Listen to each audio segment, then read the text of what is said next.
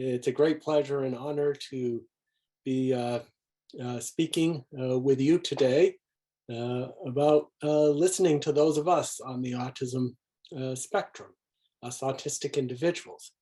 It's my belief that if we're going to be researching into, if we're going to be talking about supporting autistic individuals, then we need to authentically engage autistic individuals in these processes, whether it's research, employment, education, involvement in the community, and whatever it is.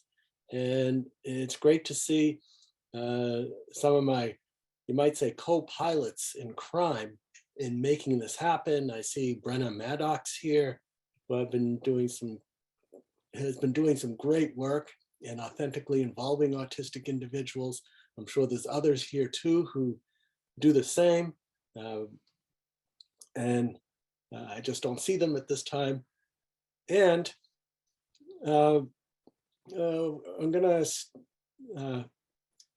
it's also been a great pleasure being involved in the ECHO autism community, specifically the ECHO autism adult group with Dr. Kristen Soul, Beth Mallow, Janet Schaus, and others in the ECHO adult autism group.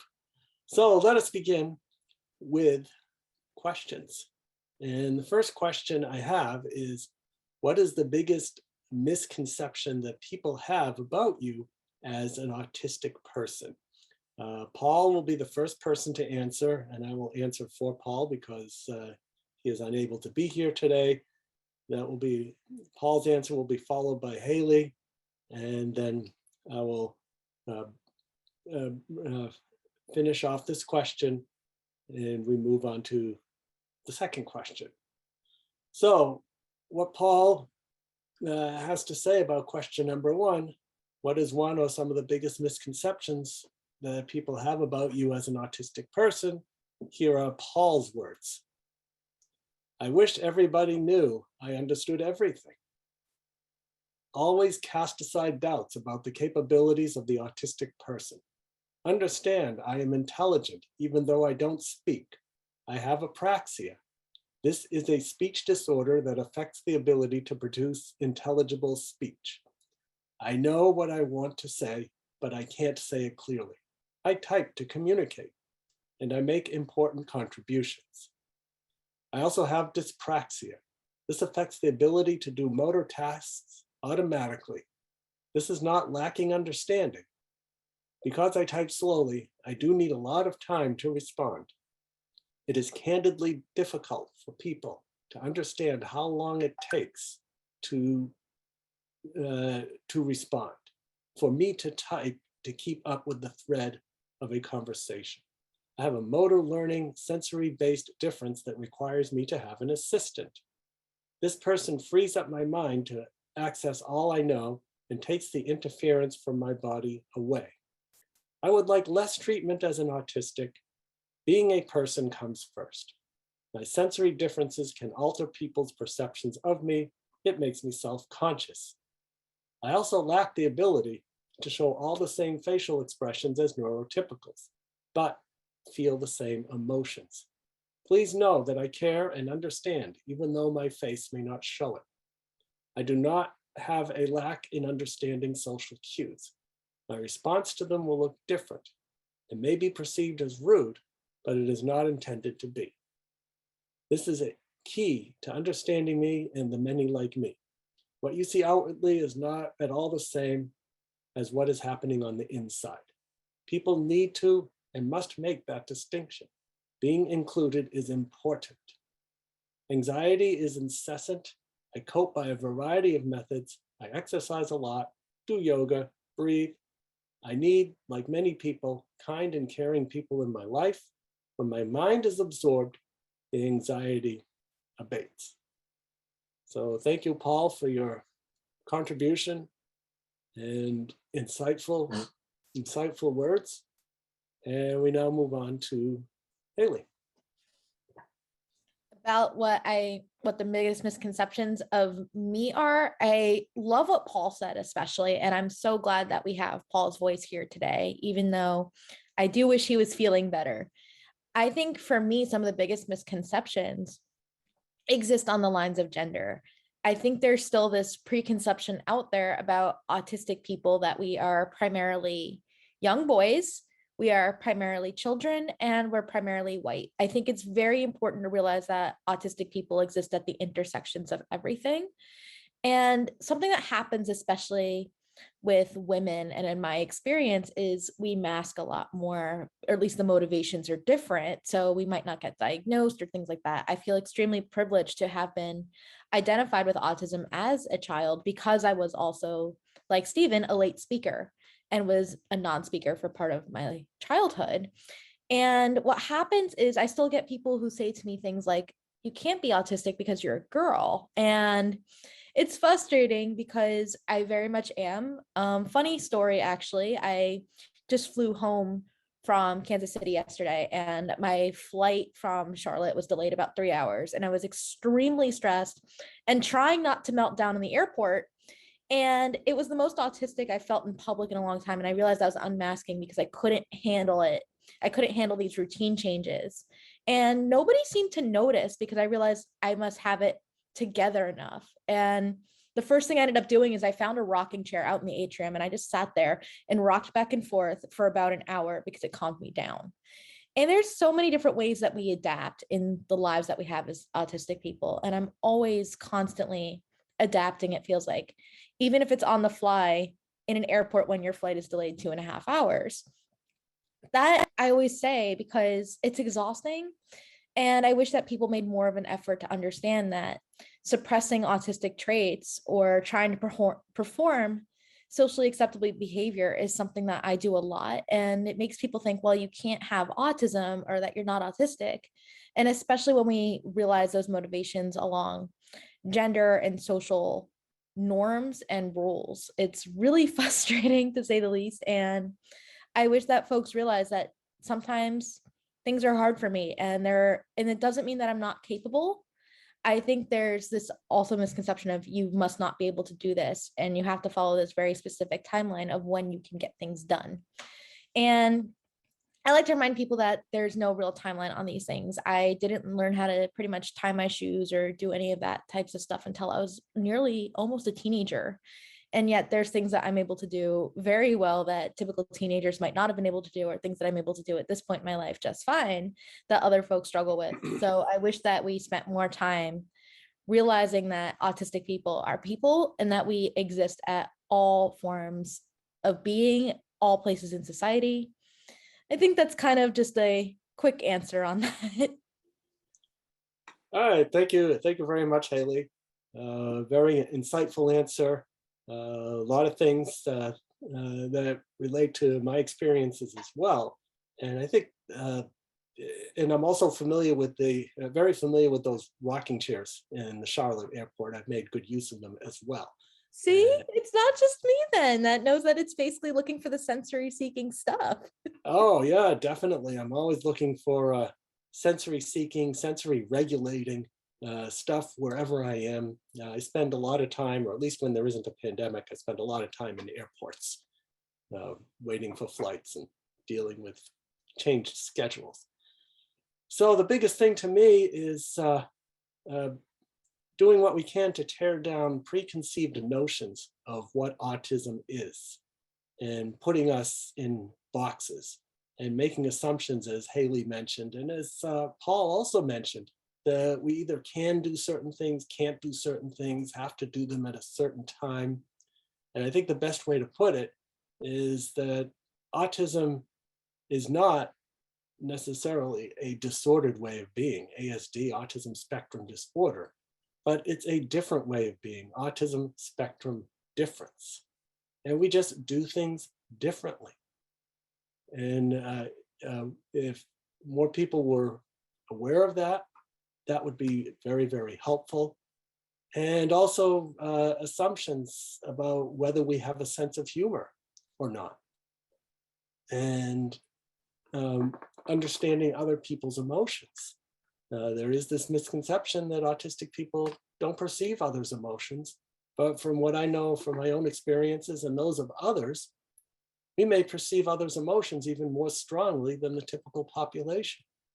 but we often get flooded with these feelings and then don't quite know what to do with them, which could cause a shutdown, which looks to the outside world, we don't recognize other people's emotions, or a behavior that doesn't relate to a non-autistic person's perception of how you're supposed to behave when these emotions occur. So a simple example is often I'll feel an emotion that's out of context with the environment. And then I'll have to look around and say, for example, to my wife, are you feeling upset about something? Because for some reason I'm feeling upset, but I have no idea why.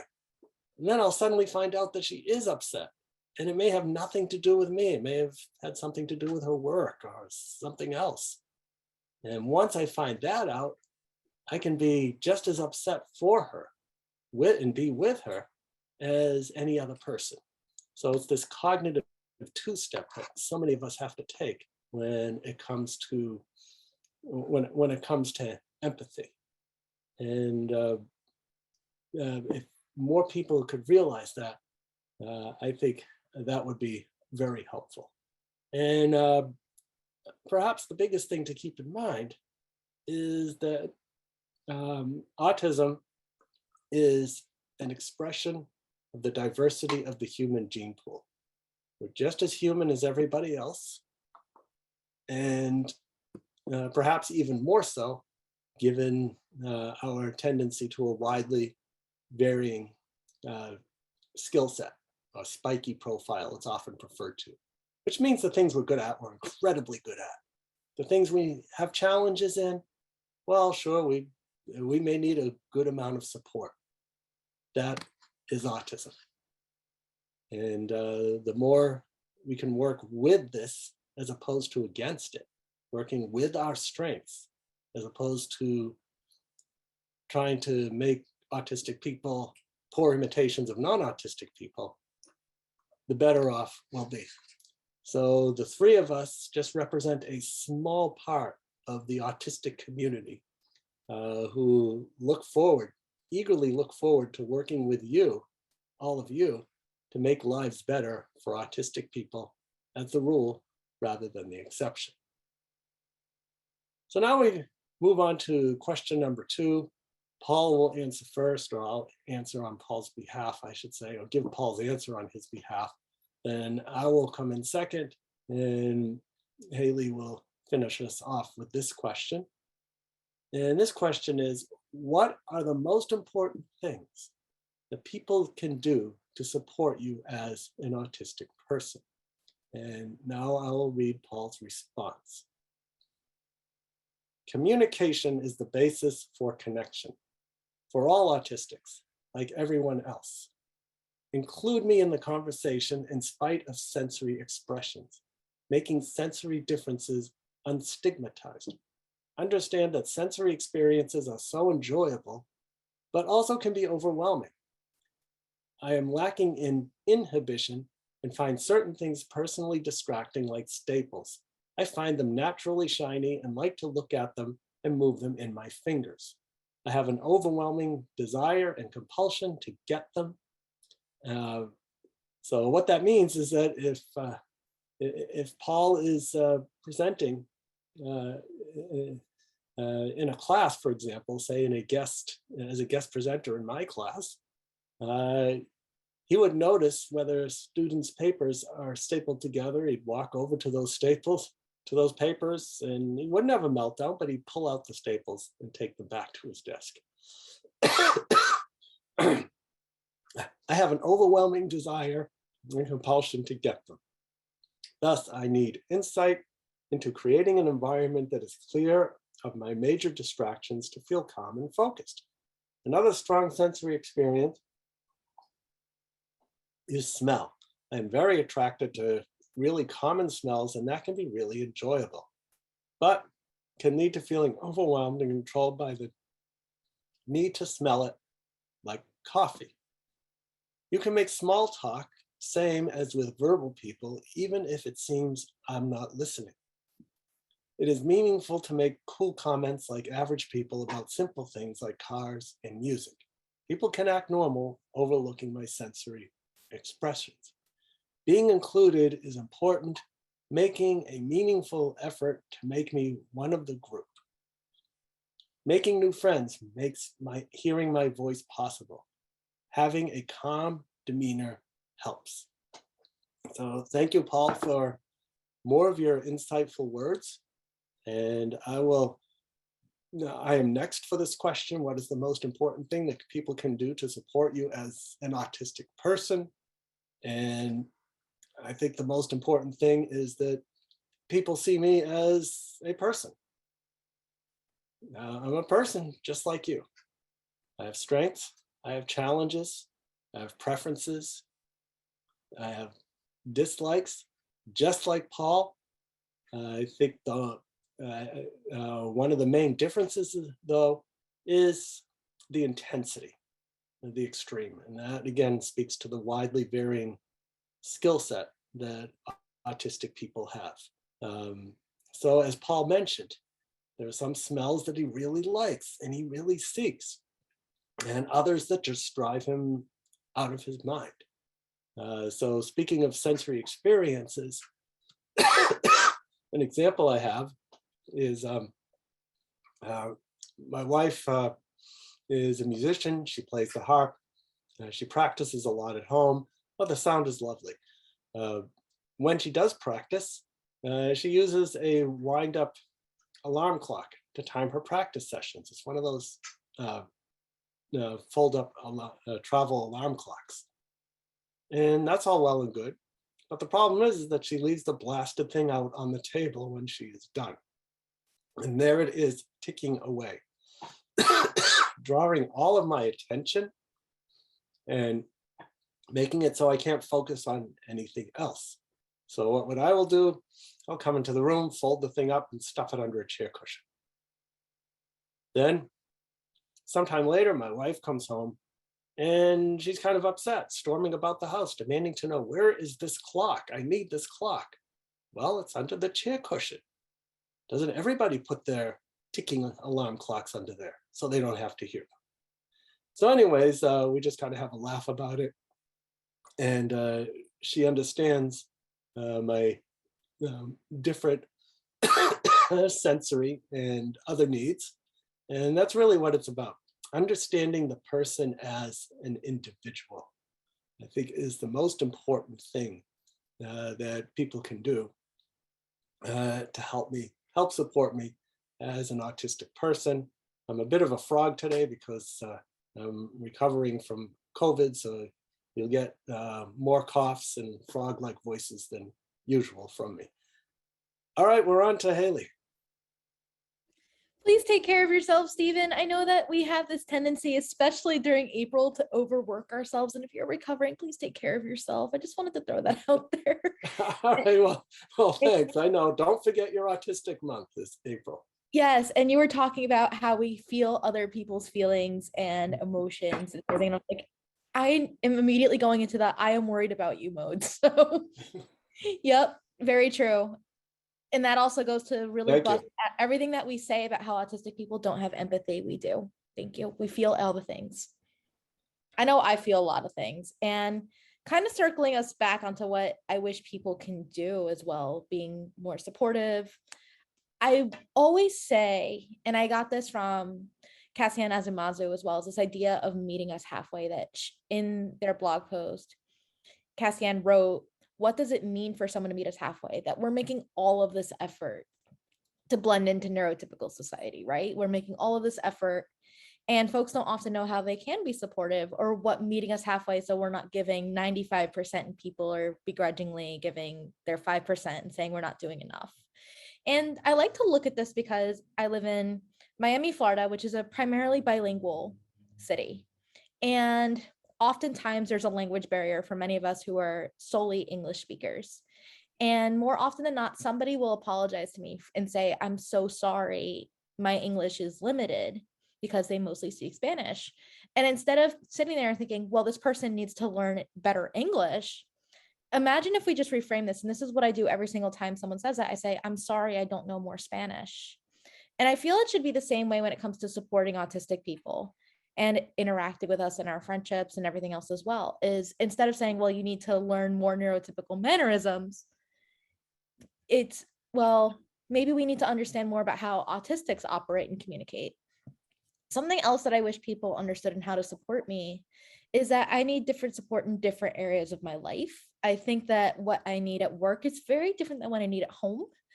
I think I need more support in my daily life more than I need in my workplace life, and way more than I ever needed when I was a student.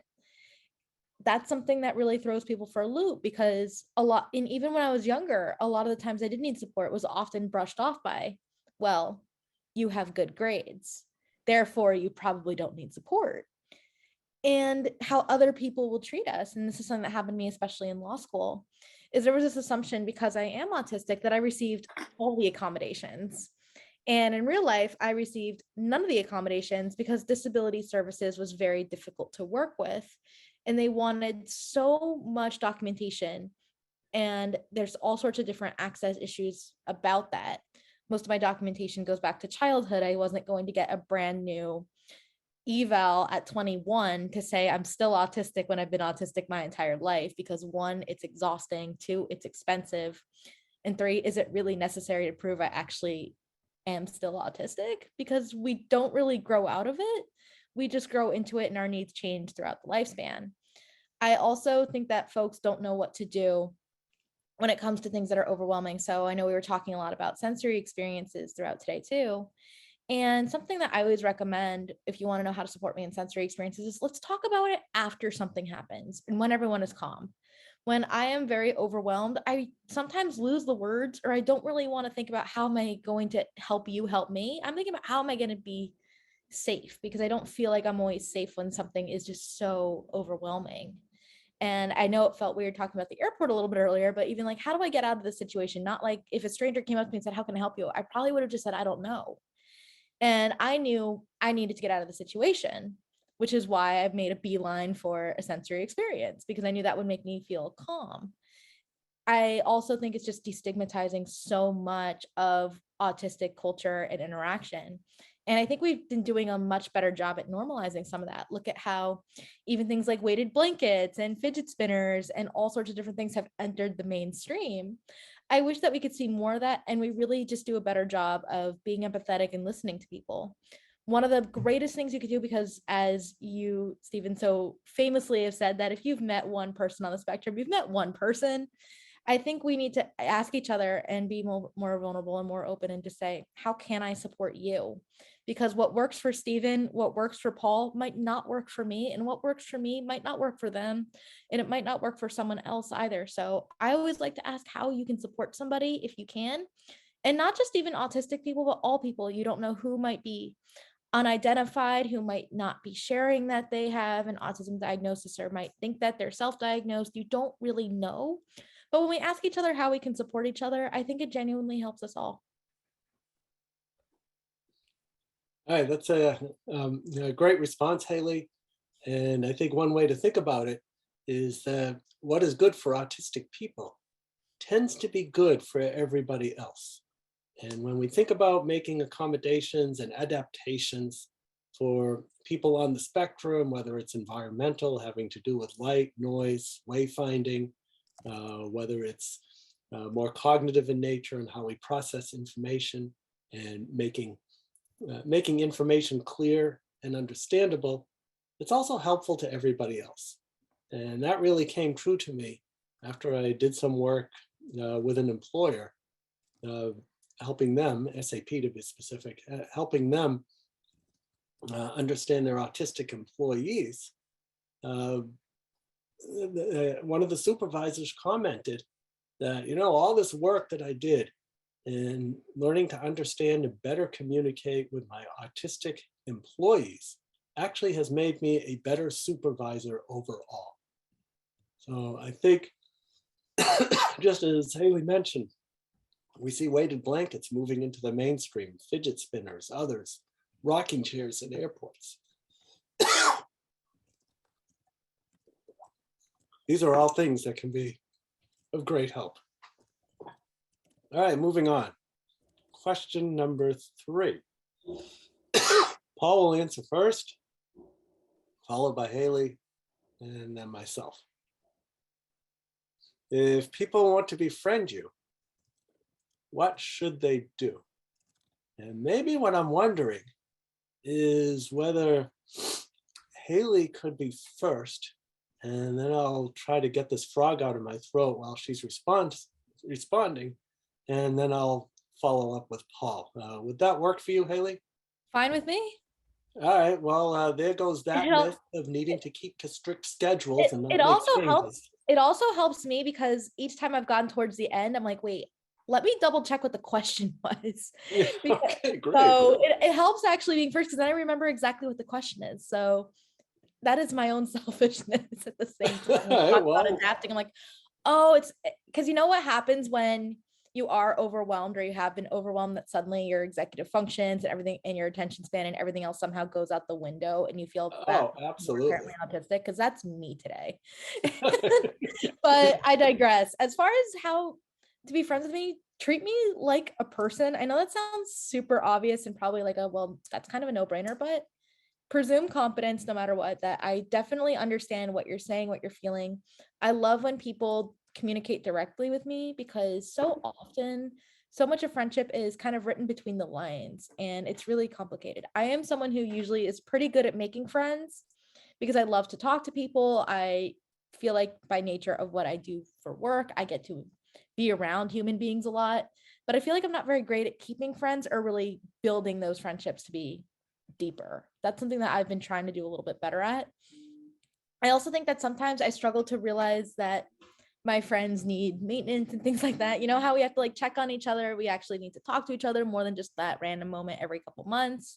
So I try to remember that friendships require nurturing. And sometimes I hope other people remember that too. It's not that I don't love you and I don't care about you. Sometimes it just goes out of sight, out of mind. So what I like to do is sometimes I will purposely actually set reminders to check in on someone, or there's a friend of mine that I want to talk to or reconnect with. Let me just make sure that I actually go out of my way to do that. And it sounds really robotic to put it that way, but I also don't want to be the friend that tries really hard and then drops off the face of the earth.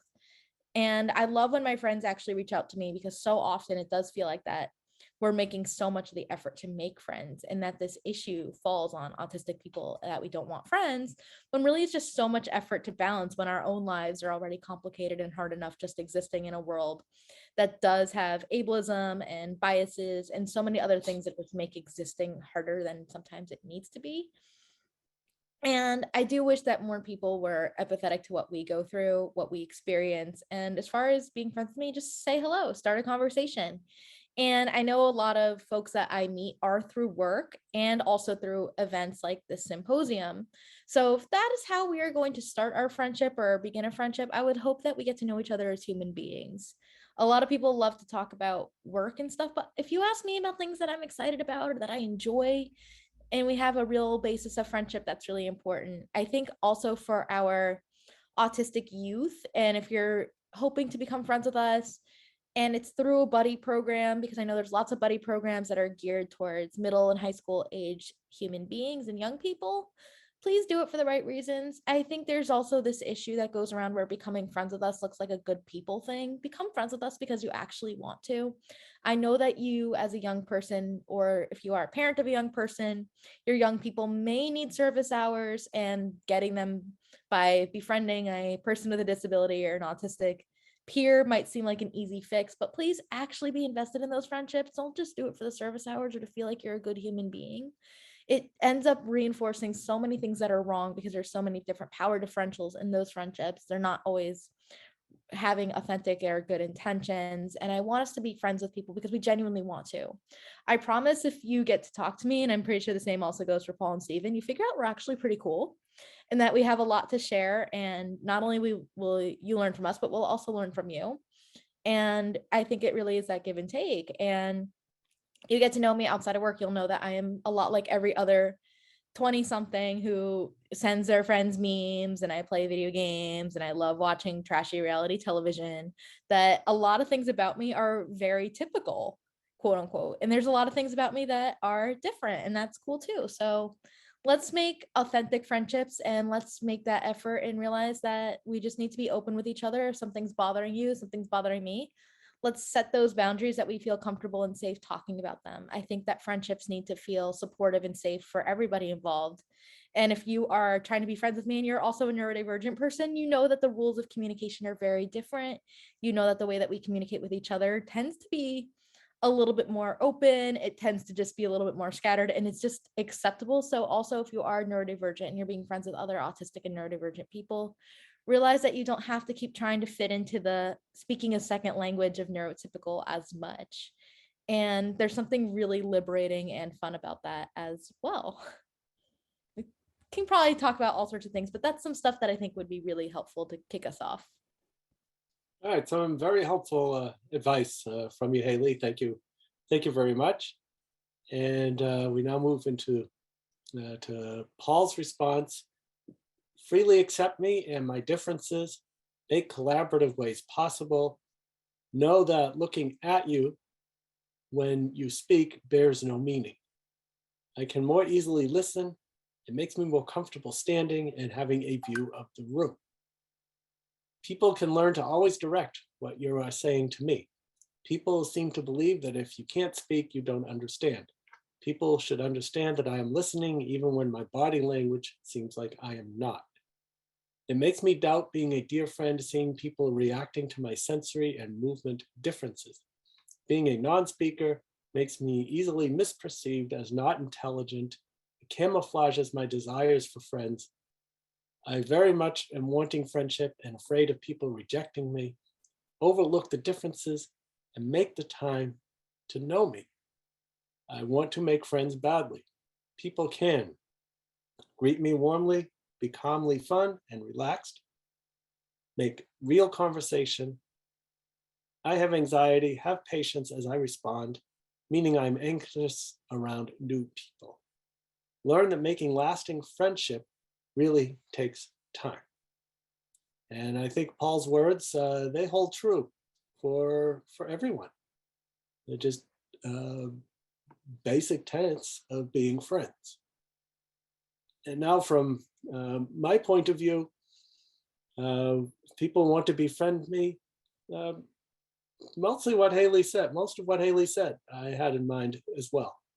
Get to know me as a person and make friends with me because you want to be friends with me, not as a charity type situation. Well, it would be a good thing to be friendly to this poor autistic person who doesn't have any friends, but more like look into who that person is, their interests. And often that's a good way to start. As Haley mentioned, it's often autism conferences where friendships start because that's where we spend a lot of time.